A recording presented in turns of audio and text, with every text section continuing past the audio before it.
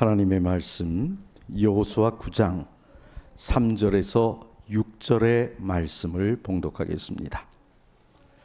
기브온 주민들이 여호수아가 여리고와 아이에 행한 일을 듣고 꾀를 내어 사신의 모양을 꾸미되 헤어진 전대와 헤어지고 찢어져 기운 가죽 포도주 부대를 나귀에 싣고 그 발에는 낡아서 기운 신을 신고 낡은 옷을 입고 다 마르고 곰팡이가 난 떡을 준비하고 그들이 길갈 진영으로 가서 여호수아에게 이르러 그와 이스라엘 사람들에게 이르되 우리는 먼 나라에서 왔나이다. 이제 우리와 조약을 맺으십시다 하니. 성도 여러분, 한 주간 동안 평안하셨습니까? 요즘 참 평안하기가 힘듭니다. 날이 너무 푹푹 찌고 습도가 높아서 지내기가 참 어렵습니다. 제가 오늘 이 시간 참 이 교회에 감사한 것은 이게 어린이 성경학교를 진행하고 있다는 것이 얼마나 감사한지 모릅니다. 서울의 많은 교회들 또 지방의 많은 교회들이 성경학교를 하지 못하고 있어요. 그 이유가 뭐냐면 아이들도 줄었고요. 또 그 아이들이 방학이 되면 왜 그렇게 바쁩니까? 그래서 뭐 학원에서 어디 아이들 모아가지고 어디 연수를 가고 뭐 하는 일들이 많아요. 그래서 있는데도 참석을 잘 안 합니다. 또 뿐만 아니라 가르치려고 하는 교사들도 없습니다. 그래서 성경학교를 못하는 경우들이 굉장히 많습니다. 제가 목회를 하는 동안 여러 번 그런 경험들을 했습니다. 그래서 제가 한 교회에서는 아이들이 한 5명 있어요. 성경학교를 합시다 그랬더니 아무도 교사를 안 하겠다 그럽니다. 그래서 제가 중학생 2명 데리고 성경학교를 하자 그랬어요. 그래서 제가 그 아이들 데리고 손놀이도 하고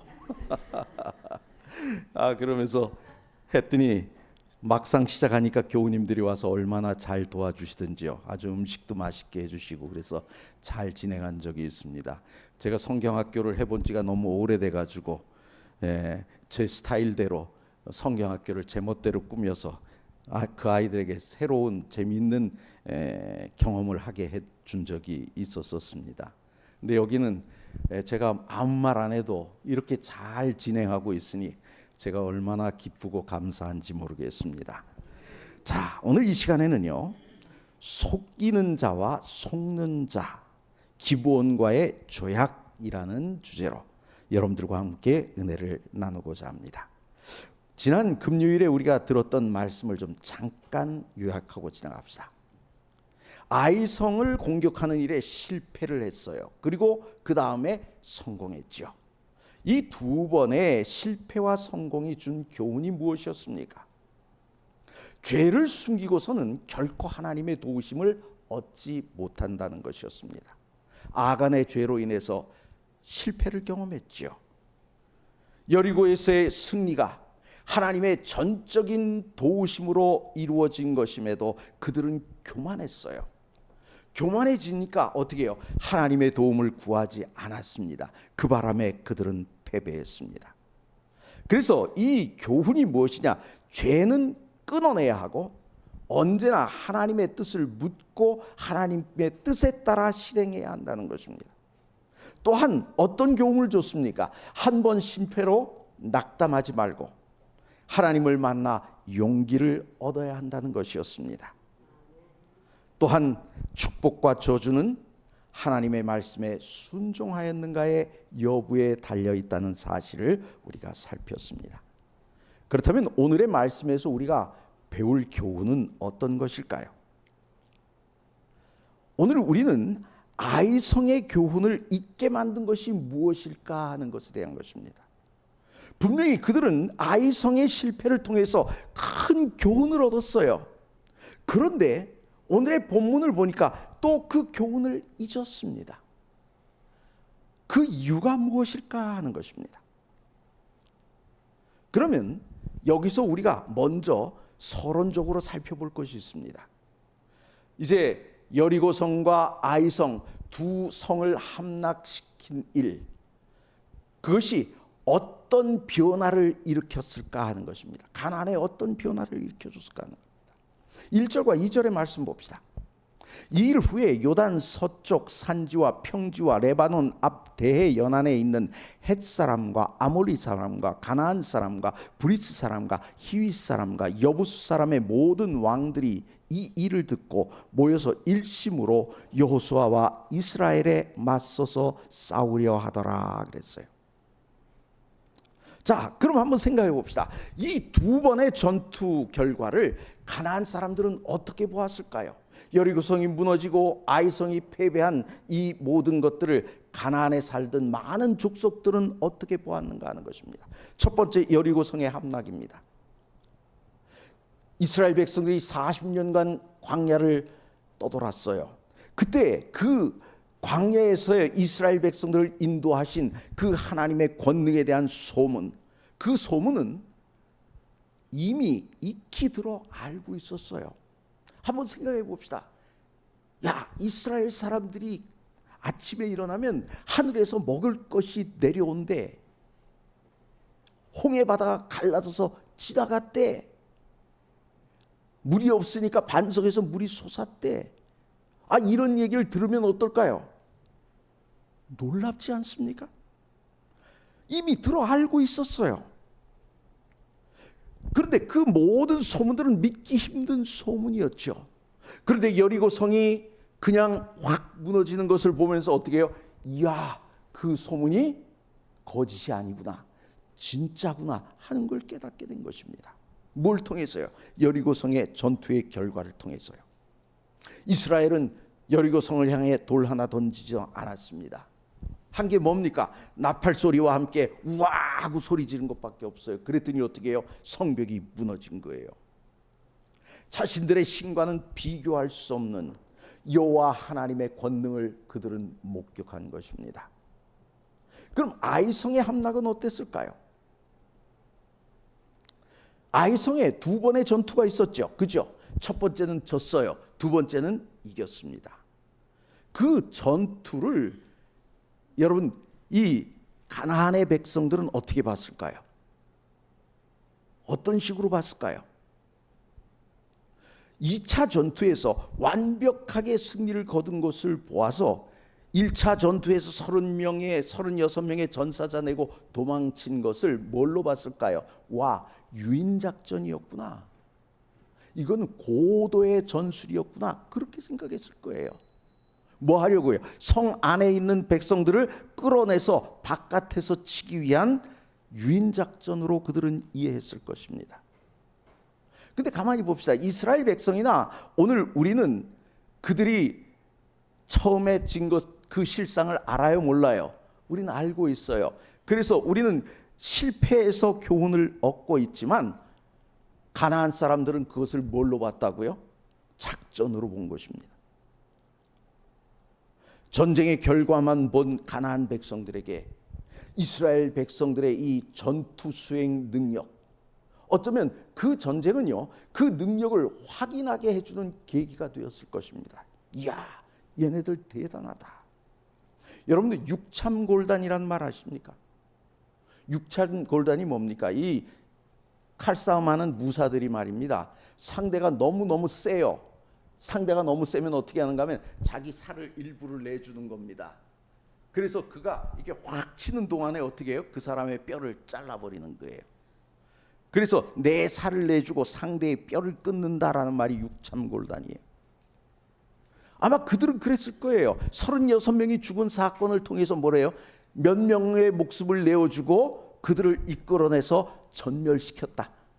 그러니 동양식으로 얘기하면 뭐예요? 육참골단의 정신으로 싸우는 무서운 민족이다. 그들은 그렇게 생각했을 것입니다. 유인하고 매복하고 위계를 사용할 줄 아는 지략을 갖춘 군대로 생각했을 거예요. 그렇지 않겠어요? 한번 봅시다. 이 두 전쟁에서 살아남은 가나안 사람은 누굽니까? 여리고성의 라합의 가족분이었죠. 나머지는 다 어떻게 됐어요? 다 죽임을 당했어요. 이러한 사실을 통해서 가나안 사람들은 뭘 느꼈을까요? 이스라엘이 가나안을 점령하느라 우리가 협력하지 않으면 어떻게 된다고요? 모두 죽는다. 그걸 느꼈을 거예요. 모두 죽는다. 자, 이스라엘이 섬기는 신인 여호와의 권능과 이스라엘 민족의 전투력을 확인했어요. 그죠? 여리고성에선 여호와 하나님의 권능을 보았고 아이성에서는 어떻게 해요? 이스라엘 민족의 전투력을 확인했어요. 자, 그렇다면 그 다음 상대, 이제 아이성 다음에 이스라엘과 싸워야 할 대상들은 어떤 선택을 할 수 있을까요? 우리가 한번 예상을 해봅시다. 항복을 하거나 아니면 배수의 진을 치겠죠. 배수의 진이 뭡니까?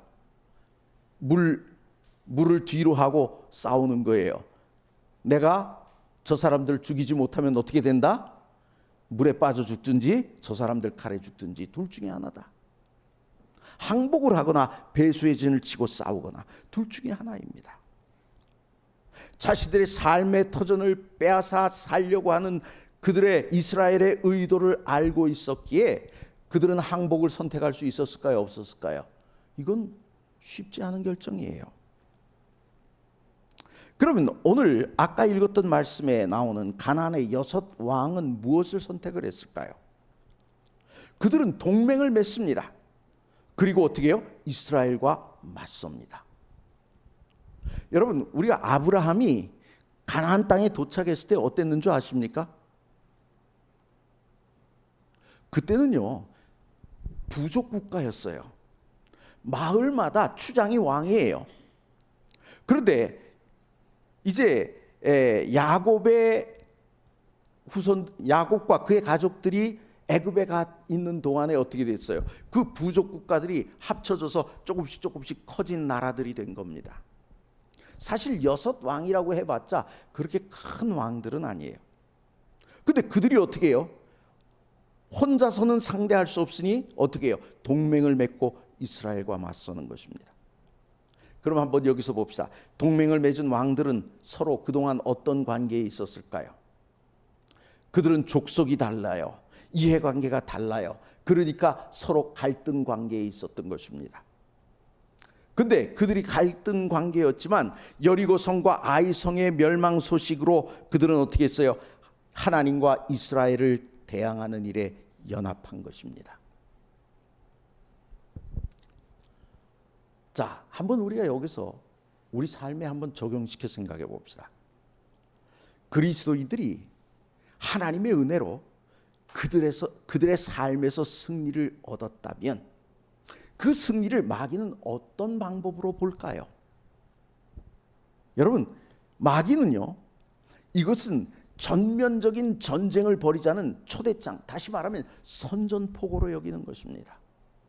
우리가 싸움에서 승리하면 승리할수록 마귀는 어떻게 한다고요? 더 싸우려고 덤벼드는 것입니다. 우리가 축복을 받는 순간 원수의 공격이 시작되는 거예요.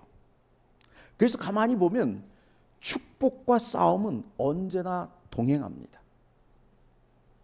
우리가 우리의 삶을 한번 보세요. 우리가 하나님께 많은 은혜 받았죠.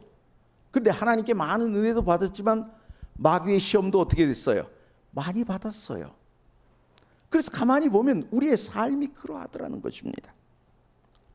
그럼 이 가나안 왕들의 전략, 그들의 계략이란 무엇일까요? 첫 번째는 이 6 왕이 동맹을 맺고 연합군을 구성하여 정면으로 공격하겠다는 것입니다. 이건 뭘까요? 홀로 싸우다 아주 멸족한 여리고 아이처럼 되지 않으려고 그들은 연합한 것입니다. 한번 보십시오. 여리고는 수성전을 펼쳤죠. 성 안에 딱 들어가서 그 안에서 전쟁하려고 하다가 홀랑망했습니다. 아이성은 어떻습니까? 쓱 도망가니까 그 쫓아가서 죽이려고 우르르 다 몰려 나왔다가 평지에서 싸워갖고 그들은 다 멸망당했어요. 다 실패한 것 봤어요. 그러니 수성전도 안 되고 평지전도 안 돼요. 그러니 어떻게 해요? 모여서 같이 싸우자, 이렇게 된 겁니다. 두 번째는 뭘까요? 이 6 왕은 동맹을 맺고 싸우려고 하는데 그 중에 기브온 족속은 지금 속임수로 이스라엘에게 동맹을 청하고 있다는 것입니다. 한쪽은 싸우려고 하고 한쪽은 어떻게 해요? 동맹을 청하는 것입니다. 그들은 뭘 봤는가? 라합이 살아남는 것을 봤어요. 그래서 라합처럼 살아남으려고 한 거예요. 그런데 살아나기 위한 방법이 잘못된 것입니다. 자, 그러면 기브온 족속에게 속은 이스라엘은 어떤가요? 여리고와 아이성의 소식을 들은 기브온 거민들 봅시다. 여리고성과 아이성의 거민들이 전멸한 것을 보면 그들은 어떤 것을 느꼈을까요? 민족 생존의 위협을 느낀 겁니다. 야, 이러다 우리는 씨도 남기지 못하고 다 죽겠구나 생각한 거예요. 그래서 살아남기 위한 계책으로 뭘 써요? 속임수를 택하는 것입니다. 이 속이고 속는 사건 속에서 우리가 생각해 볼 문제가 있어요. 여러분, 속이는 사람이 문제입니까? 속는 사람이 문제입니까? 한번 손 들어볼까요? 자, 속이는 사람이 문제다. 손 들어보시죠. 그럼 속는 사람이 문제다. 왜요? 왜 전부 손이 이렇게 하다 맙니까? 둘 다 문제예요? 여러분, 계획적으로 속이려 해도 누구는 속일 수 없을까요? 하나님은 속일 수 없습니다. 이스라엘의 문제는요, 기브온에게 속은 것이 아닙니다. 더 중요한 것은 그들이 승리감에 취해 교만해진 것입니다. 이게 문제예요. 교만해진 것요. 여러분, 우리가요, 교만해지면 안 됩니다. 절대로 교만해지면 안 됩니다. 그들이 교만해지니까 하나님의 해안을 구하지 않은 것입니다. 이것이 문제였던 거예요. 그럼 기브온 거민이 이스라엘을 속인 방법은 뭡니까? 떡과 포도주, 낡은 옷과 신발, 지친 모습, 이런 것들을 통해서 이스라엘을 속였죠. 그렇다면 봅시다. 이스라엘에게서 떡과 포도주는 무엇일까요? 이것은요, 앞으로 있게 될 그리스도의 몸과 피를 상징하는 것입니다. 이스라엘 민족들에게는요. 다시 말하면 이것은 구원받은 백성의 양식이에요. 그렇다면 이 사건이 주는 교훈은 뭐냐?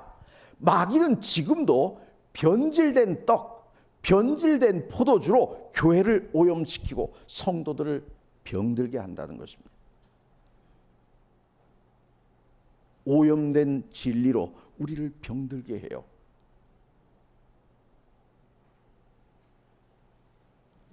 서울의 어느 큰 교회에서요, 설교를 유튜브에 올린 설교를 내렸답니다.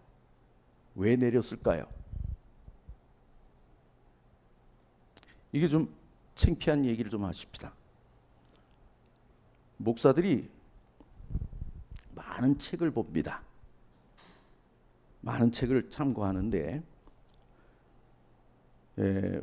우리 교단에서 만든 주석책이 있죠. 이 주석책은 만들어진 지 너무 오래됐어요. 그러다 보니까 이 안에 있는 내용이 너무 옛날 거고 그 다음에 부족한 게 너무 많습니다.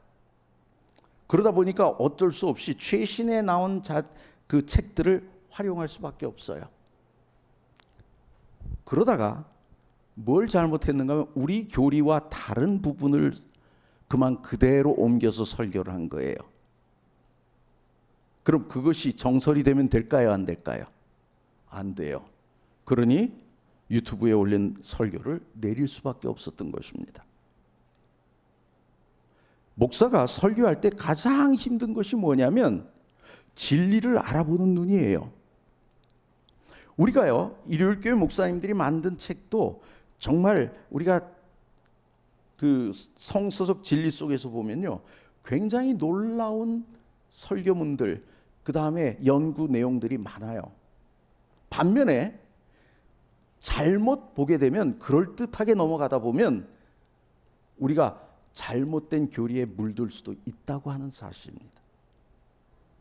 그래서 우리는 언제나 어떻게 해야 되는가 하면 성경과 예언의 신의 빛에서 그것에 비추어서 모든 것들을 살펴야 하는 것입니다. 그렇지 않으면 어떻게 될 수 있어요? 더 많은 자료, 새로운 자료들을 찾다 보면 어떻게 될 수 있어요? 넘어갈 수가 있어요. 제일 쉽게 자료를 뽑는 방법은요, 인터넷을 이용하면 쉽습니다. 인터넷을 다다닥 치면요, 자료들이 쫙 올라와요. 근데 요즘 거기에 적극적으로 올리는 교단이 있습니다. 어딘 줄 아십니까? 여호와 증인, 하나님의 교회, 그 다음에 또 어디입니까? 신천지. 그냥 보면 몰라요. 왜냐하면 거기다가 신천지 교회라고 표시를 안 하니까요. 그냥 내용만 쫙 올라오니까요. 마귀는 지금도요, 변질된 떡, 변질된 포도주로 교회를 오염시키려고 합니다. 그래서 목사들이 설교를 준비할 때 매우 신중한 이유가 그거예요.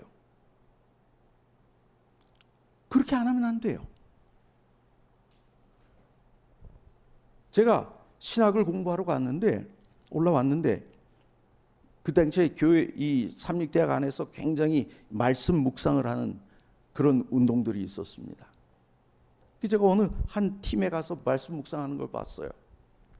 봤더니 교회 음악에 관한 부분, 성경에 나오는 내용을 이제 말씀 묵상을 해가지고 이야기를 했어요. 근데 보니까 그게 음악적으로도 맞지 않고 성서적으로도 맞지 않아요. 그래서 제가 뭐라 그러냐면 이건 틀렸다라고 얘기했어요. 그랬더니 이 친구들이 화를 확 내더니 뭐라 그러면, 선생님, 그땐 제가 이제 선생님 하다가 올라왔으니까 뭐 친구들의 선생님이잖아요. 선생님, 그러더니 이거는요, 우리가 말씀 묵상을 하다 성령께 받은 내용입니다. 그러니 뭐 하면 안 된다고요? 평가하면 안 된다 이거. 우리가 말씀 묵상도 잘못하면요, 우리의 생각 속에 누가 들어올 수 있을까요? 마귀가 들어올 수 있어요. 그래서 우리의 생각도, 우리가 하는 말씀 묵상도 성경과 예언의 신에 비추어서 보지 않으면 안 되는 것입니다. 안 되는 거예요. 그래서 오늘 우리는 이 속에서 그걸 봐야 돼요. 오늘도 마귀는 계속해서 우리를 어떻게 해요? 오염시키려고 하고 있어요. 그걸 봐야 하는 것입니다. 그래서 오늘 우리는 변질된 것을 구별할 수 있는 뭐가 필요한 거예요? 영적 능력이 오늘 우리에게 필요한 것입니다. 그럼 이스라엘이 속은 이유는 뭘까요?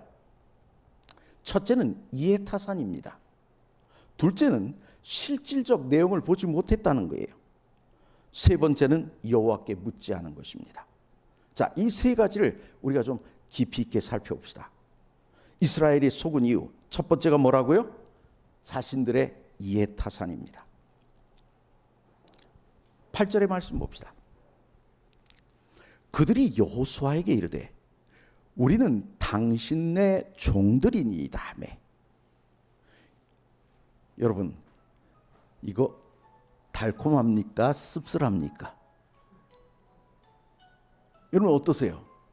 그들은 40년 전에 애굽에서 종이었어요. 그죠? 종으로 살던 민족이었어요. 근데 그들에게 지금 뭐가 생기게 생겼어요? 종이 생기게 생겼어요. 얼마나 좋습니까?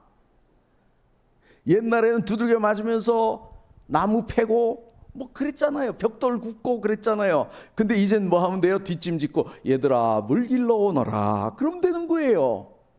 신나지 않을까요? 유익이 되잖아요. 그래서 뭐라 그래요? 여호수아가 그들에게 묻되 너희는 누구며 어디서 왔느냐 하니 그랬어요.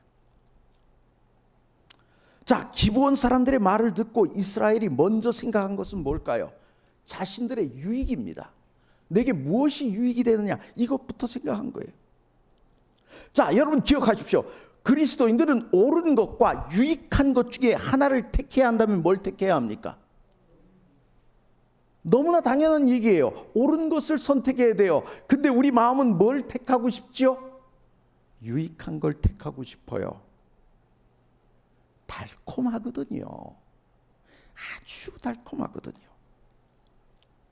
두 번째는 뭐냐? 실질적인 내용을 보지 못했다는 것입니다. 그들은 눈에 보이는 것만 보고 그들이 적이라는 사실을 생각지 않았어요. 여러분, 우리의 적이 하나님의 이름으로 다가올 때 우리는 경계해야 됩니다. 중요한 거예요. 믿음이란 보이는 것을 의지하는 것 아니에요. 아시겠어요? 믿음은 보이는 것을 의지하는 것이 아닙니다. 눈에 보이는 것, 외양으로 판단하는 것에 대해 솔로몬은 어떤 권고를 내렸는가? 잠언 12장 15절 미련한 자는 자기 행위를 바른 줄로 여기나 지혜로운 자는 권고를 듣느니라. 미련한 자는 행위에 초점을 맞춥니다. 지혜로운 자는 어떻다고요? 하나님의 말씀, 권고에 귀를 기울이는 거예요. 그래서 오늘 우리가 분명히 알아야 됩니다. 우리가 하는 이야기가 있죠. 늘 들어서 알고 있는 게 있습니다. 귀가 두 개고 입이 하나인 이유가 뭐라고요? 예, 뭐라고요? 아시잖아요. 많이 듣고 말은 조금 하라고요.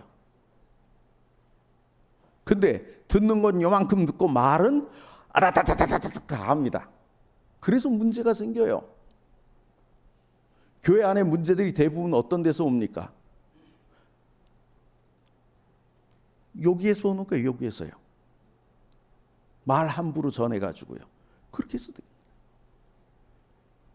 그래서 오늘 우리가 분명히 알아야 되는 것은 겉으로 드러나는 행위, 말 이것보다는 하나님의 말씀에 우리는 초점을 맞춰야 되는 것입니다. 행위란 눈에 보이는 것이지만 권고는 눈에 보이지 않는 것입니다. 세 번째, 그들의 문제는 여호와께 묻지 않았다는 것입니다. 14절 15절이요. 무리가 그들의 양식을 취하고는 어떻게 할지를 여호와께 뭐하지 않았다고요? 묻지 아니하고 여호수아가 곧 그들과 화친하여 그들을 살리리라는 조약을 맺고 회중 족장들이 그들에게 맹세하였더라 그랬어요. 지금 뭐 한 겁니까? 꼬박 속아 넘어간 겁니다. 여기 본문에서 우리가 주의 깊이 살펴야 할 내용은 뭘까요? 지금 본문의 사건은요, 지금 9장의 사건은 8장 후미에서 어떤 일이 있었죠? 에발산과 그리심산 사이에서 율법이 낭독되고 난 직후의 일입니다. 거기서 축복과 저주에 대한 이야기를 하면서 뭐라 그랬죠? 말씀에 순종하면 축복이지만 그렇지 않을 때는 저주가 임할 것이라는 사실을 들었어요. 그러고 나서 바로 이어지는 일이 9장의 사건이에요. 백성들은 아이성 사건에서 말씀에 순종하는 것이 중요하다는 것을 경험했지요. 아이성의 패배가 여호와께 묻지 않고 기도 없이 행하여 발생한 것이라는 것 그들이 경험했어요. 또 하나님의 말씀에 순종하는 것이 중요하다는 중요성을 말씀 낭독을 통해 이미 또 확인했어요. 근데 이번에 역시 또 뭐 하죠? 여호와께 묻지 않고 속아버립니다. 참 착한 겁니까? 미련한 겁니까? 인간의 연약한 모습이란 뭡니까? 자기가 판단할 때 큰 문제라고 여기면 기도합니다. 근데 작은 일이라 여겨지면 어떻게 생각합니까? 혼자 결정할 수 있다라고 여기는 것입니다. 여호수아 족장들은 직접 눈으로 확인한 이상 하나님을 귀찮게 할 필요가 없다라고 생각한 거예요. 내가 눈으로 확인했으니까 곰팡이 난 떡을 받고 낡은 신발을 받고 그들의 피로함을 받고 그러니 뭐예요? 아, 됐다. 이제 하나님 좀 편하게 해드리자. 그렇게 된 겁니다. 작은 성 아이에서 실패한 일을 금방 잊고 어떻게 해요? 다시 실수를 반복하는 것입니다. 그럼 우리가 크다, 작다라고 판단하는 것에 대해 하나님의 생각은 어떨까요? 하나님은요, 모두 다 중요하게 여기십니다. 그래서 우리가 복음서에 보면 뭐라 그래요? 내가 작은 일에 충성하였음에 그러죠. 그래요, 안 그래요? 작은 일 중요한 거예요. 작은 일에 충성하였음에. 하나님은 작은 것도 매우 중요하게 보신다는 것입니다. 그렇다면 우리가 한번 봅시다. 우리가 이 여호수아가 또 이렇게 미련한 짓을 하면서 우리에게 손가락질할 자격이 있을까요? 없을까요? 자격이 있다 생각하시는 분 손 한번 들어보실까요? 제가 대학교 4학년 때 말입니다. 제가 어느 교회에 갔더니 전 음악과생인데 저보고 전도사 역할까지 하래요. 그래서 거기 목사님이 안 계신 교회였는데 제가 설교를 한번 대예배 설교를 했습니다. 근데 원래 이 뭐라 그럴까요? 이 하룻강아지가 법 무서운지 모르죠, 왜? 제가 그때 하룻강아지였던 것 같습니다. 설교를 딱 하면서 오늘 당장 예수님이 이 땅에 오신다면 구원받을 자신 있는 분은 저를 고개 들고 뺑이 쳐다보십시오 그랬어요. 그랬더니 다들 고개 팍 숙여요. 그랬더니 장로님 한 분이요, 이러고 쳐다보세요. 이게 뭡니까? 쳐다본 겁니까? 고개를 들고 쳐다본 겁니까? 숙인 겁니까? 그 체면이 있잖아요. 감히 또 고개 숙인 뭐하고. 참 얼마나 난감합니까? 제가 그때 그렇게 아주 간이 부은 사람 짓을 했습니다. 어렸으니까요. 그럼 한번 생각해 봅시다. 우리는 과연 자격이 있을까요? 우리는 같은 실수를 반복하고 잘못을 모르고 남을 원망할 때가 많아요. 심지어 누구도 원망하죠? 하나님, 왜 저를 이렇게, 제게 이런 일을 겪게 하십니까? 내가 그래도 교회에서 집사로, 장로로, 목사로 그동안 이렇게 충성하고 그래도 거의 다른 사람들보다 죄를 덜 짓고 그래요, 안 그래요? 내가 적어도 아무개 장로보단 아무개 집사보단 내가 더 착한 것 같은데 왜 내게 이런 일을 주시나요? 우리도 가만히 보면 그럴 때가 많았어요, 없었어요? 있었어요, 없었어요? 있었어요. 눈에 보이는 것으로 판단하는 위험, 우리도 너무나 자주 하는 실수 중에 하나가 아닙니까? 그러니 손가락질하면 돼요, 안 돼요? 안 되죠. 사람들이 뭐라 그럽니까? 여러분들이 아마 그 전에 설교자들한테 그런 얘기 많이 들었습니다. 이렇게 손가락질하면 손가락 한 개가 그 사람한테 가면 세 개는 누굴 향한다고요? 날 향한다고요. 니나 잘해라. 그런다고 그러잖아요. 우리도 그렇다는 거예요. 그렇다면 보이는 것으로 판단할 그런 위험을 극복하게 해주시는 하나님의 방법은 뭘까요? 잠언 3장 5절 6절 같이 한번 읽어봅시다. 시작. 너는 마음을 다하여 여호와를 신뢰하고 내 명철을 의지하지 말라. 너는 범사에 그를 인정하라. 그리하면 내 길을 지도하시리라. 아멘. 여호와를 신뢰하고 내가 똑똑하다고 생각하는 모든 것들을 다 뭘 하라고 해? 내려놔라. 범사에 하나님을 인정한다면 하나님께서 너의 길을 지도하실 것이다 라고 말씀하시는 것입니다. 자, 그럼 기본의 거짓말을 좀 살펴봅시다. 거짓말에 대해 기본 사람들은 어떤 생각을 가졌을까요? 4절 봅시다. 꾀를 내어 사신의 모양을 꾸미되 허진 전대와 헤어지고 찢어져서 기운 가죽 포도주 부대를 나귀에 싣고 이럽니다. 그들은 자신들의 꾀를 최선책으로 여겼어요. 기억해 두십시오. 인간의 꾀는 지혜가 될 수 있어요, 없어요? 이건 지혜 아닙니다. 이건 그냥 꾀예요. 그럼 거짓말에 대한 하나님의 생각은 뭘까요?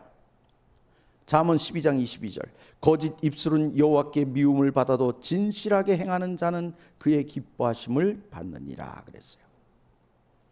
기브온 사람들의 착각은 뭡니까? 그들은 라합의 소식을 들었어요. 라합과 그의 가족들의 생명이 보존된 것 알았습니다. 그래서 라합의 흉내를 내면 생명을 보존할 수 있다고 생각한 거예요. 여기까지는 괜찮지요? 여기까지는 괜찮아요. 그런데 여기서 우리가 봐야 될 게 있습니다. 라합이 자신과 그의 가족들의 생명을 구한 이유는 뭡니까? 이스라엘에게 거짓 행한 것이 아니라는 것입니다. 그렇죠? 그는 거짓하지 않았어요. 라합은 하나님을 자신의 하나님으로 믿음으로써 생명을 보존한 거예요. 가장 중요한 대목이 이것입니다. 그는 이스라엘의 하나님 여호와 하나님을 자기의 하나님으로 믿은 거예요. 그래서 하나님의 백성이 됐고 그는 그의 생명을 보존하게 된 것입니다. 그럼 기브온 사람들의 문제점은 무엇입니까? 그들은 하나님을 섬기기 위한 것이 목적이 아니었어요. 그들은 생명을 부지하려고 뭐한 거예요? 속임수를 쓴 것입니다. 하나님께서 싫어하시는 것이 무엇입니까? 이방인이 아닙니다. 그것은 하나님이 미워하시는 것은 우상 숭배하는 이방인이에요. 그럼 우상 숭배하는 이스라엘도 어떨까요? 하나님은 미워하십니다. 만약 기브온이 정직했다면 어땠을까요? 부조와 선지자에서는 이렇게 얘기합니다. 그러나 기브온 사람들은 정직하게 이스라엘과 교섭하였다면 훨씬 좋은 대우를 받았을 것이다. 여호와께 복종함으로 생명의 보전은 얻었으나 그들의 기만은 그들에게 굴욕과 노역을 가져왔다. 하나님께서는 이교의 우상 숭배를 버리고 이스라엘과 연합하는 자들은 모두 언약의 축복을 나누어 가질 수 있는 준비를 갖추셨다 그랬습니다. 자, 그럼 이 잘못에 대한 책임은 누구에게 있는 것일까요? 이제 회중이 원망합니다. 18절이요. 그러나 회중 족장들이 이스라엘의 하나님 여호와로 그들에게 맹세했기 때문에 이스라엘 자손이 그들을 치지 못한지라. 그러므로 회중이 다 족장들을 원망하니 그랬어요. 속아서 맺은 언약을 어떻게 처리할 것인가? 부조와 선지자는 이렇게 얘기합니다. 사람이 말로 서약한 의무는 사람으로 하여금 그릇된 행동을 하도록 속박하지 않는 한, 뭐하지 않는 한요? 그릇된 행동을 하도록 속박하지 않는 한 신성하게 지켜야 한다. 이득이나 복수와 사욕 등 그 어떤 것도 그들이 한 맹세나 서약을 깨뜨릴 이유가 될 수 없다 그랬습니다. 다시 말하면 말로 맺은 약속을 어기는 것은 9번째 계명을 범하는 죄가 되는 것입니다. 자, 여호수아서를 성경을 말입니다. 성경을 분류할 때 여호수아서를 어떻게 분류할까요? 일반적으로 신학계에서는 역사서라고 그럽니다. 역사서란 얘기는 뭐예요? 역사책이라는 얘기예요. 그죠? 그런데 유대인들은 어떻게 분류하는가? 이걸 선지서로 부릅니다. 뭘로 본다고요? 선지서로요. 왜 그렇게 선지서로 분류하고 있을까요? 기록의 의도가 미래지향적이라고 생각한 것입니다. 이 책을 기록한 의도가 앞으로 있을 일을 위해서 기록했다는, 현재의 시점에서 과거를 돌아보고 동시에 어떻게 해요? 미래를 준비하게 하려는 것이다. 다시 말하면 자 봐라, 순종과 불순종 그 결과가 무엇이냐, 앞으로 너희들은 어떻게 살 것인지 이 말씀을 보고 준비해라. 그런 교훈이 담겼기 때문에 이것을 뭐라고 본다고요? 선지서로 본다고요. 그렇다면 우리는 어떤 교훈을 받아야 할까요? 가나안 정복의 핵심은 순종과 충성임을 알고 어떻게 해요? 내일을 준비하는 것입니다. 이 말씀은 오늘 우리에게 뭐가 되고 있기 때문에요? 선지서가 되고 있기 때문인 것입니다. 그러면 정리해 봅시다. 오늘의 말씀에서 기억해야 될 것은 뭘까요? 우리가 축복을 받는 순간 원수의 공격이 시작된다는 것입니다. 마귀는 지금도 변질된 떡과 포도주로 교회를 오염시키고 성도를 병들게 하기에 오늘 우리에게 뭐가 필요하다고요? 영적인 능력이 필요한 것입니다. 우리가 옳은 것과 유익한 것 중 하나를 택해야 한다면 뭘 택해야 되죠? 우리는 옳은 것을 선택해야 하는 것입니다. 이 말씀을 기억하심으로 승리하는 저와 여러분이 다 되시기를 바라면서 말씀을 마치겠습니다. 우리 557장 1절만 부르시겠습니다.